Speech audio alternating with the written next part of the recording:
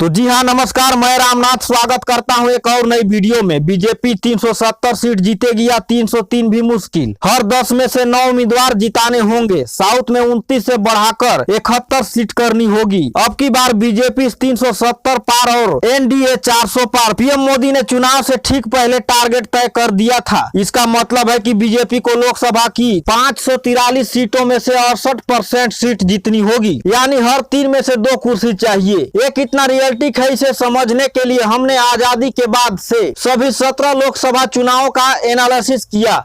अब तक कांग्रेस ने 5 बार लोकसभा की उस समय की कुल सीटों का 68% या उससे ज्यादा सीटें जीती है। अब तक कांग्रेस ने 5 बार लोकसभा की उस समय की कुल सीट का 68% या उससे ज्यादा सीटें जीती है। बीजेपी 2024 में अब तक 432 उम्मीदवार उतार चुकी है। करीब 10 सीटों पर फैसला बाकी है। उम्मीदवारों के हिसाब से देखें तो बीजेपी को 370 सीट हासिल करने के लिए 86% स्ट्राइक रेट चाहिए, यानी हर 10 उम्मीदवार में से 9 को जिताना होगा। राजनीतिक में ऐसी लीनियर थिंकिंग सही नहीं है। देश के अलग अलग जोन का सामाजिक राजनीतिक पहलू अलग अलग है और ये अलग अलग वोटिंग पैटर्न बनता है। तो आइए इसे और बेहतरीन तरीके से समझते हैं। हमारे देश को 5 पॉलिटिकल जोन में बांटा गया है, ईस्ट, वेस्ट, नॉर्थ, साउथ और नॉर्थ ईस्ट। इस 5 जोन में कांग्रेस के टॉप 5 चुनावों के विनिंग पैटर्न का एनालिसिस किया गया है। इस आधार पर बीजेपी के 370 टारगेट को देखा कि कितना संभव। लोकसभा सीटें बढ़ती रही है, इसीलिए सभी चुनाव की जीती सीटों को मौजूद 343 सीट 543 सीटों के अनुपात में देखा है। मौजूदा सीट के लिहाज से कांग्रेस ने जब भी 370 से ज्यादा सीट जीती है, उत्तर भारत में कम से कम 174 सीटें लानी पड़ी है। इस पैमाने पर 370 सीट के टारगेट के बीजेपी को नॉर्थ में कम से कम 174 सीट जीतनी होगी। 2024 के चुनाव में बीजेपी ने नॉर्थ में अब तक 206 उम्मीदवार उतारे हैं। 174 सीटों के लिए बीजेपी उम्मीदवार को 85% स्ट्राइक रेट से जिताना होगा। 2019 में बीजेपी ने नॉर्थ में 208 उम्मीदवार उतारकर 87% के स्ट्राइक रेट से 143 सीट जीत ली थी, यानी 2024 में नॉर्थ में सिर्फ अपनी मौजूदा सीटें बचाने की चुनौती है। कांग्रेस ने जब भी 68 सीटें जीती है, पूर्वी भारत में कम से कम 29 सीटों पर जीत हासिल की है। इसके मुताबिक बीजेपी को इस इलाके से 29 सीट जीतनी होगी। बीजेपी ने 2024 चुनाव के लिए ईस्ट जोन में 63 उम्मीदवार उतारे हैं। 29 सीटों पर जीत दर्ज करने के लिए बीजेपी को 46% के स्ट्राइक रेट से चुनाव लड़ना होगा। 2019 में बीजेपी ने 63 उम्मीदवार उतारकर 41% के स्ट्राइक रेट से 26 सीटों पर जीत हासिल की थी। इसका मतलब बीजेपी को ईस्ट जोन से सिर्फ थोड़ा पुश करना होगा। मौजूदा सीटों के लिहाज से कांग्रेस को जब भी 370 सीट मिली है, तो दक्षिण भारत में उसने कम से कम 71 सीट जीत ली है। इस पैमाने पर 370 सीटों के टारगेट के लिए बीजेपी को भी साउथ से कम 71 सीट पर जीत हासिल करनी होगी। 2024 के लिए बीजेपी ने साउथ में 89 उम्मीदवार उतारे हैं। इस जोन में 71 सीट जीतने के लिए बीजेपी को 80% स्ट्राइक रेट से परफॉर्म करना होगा। 2019 के चुनाव में बीजेपी ने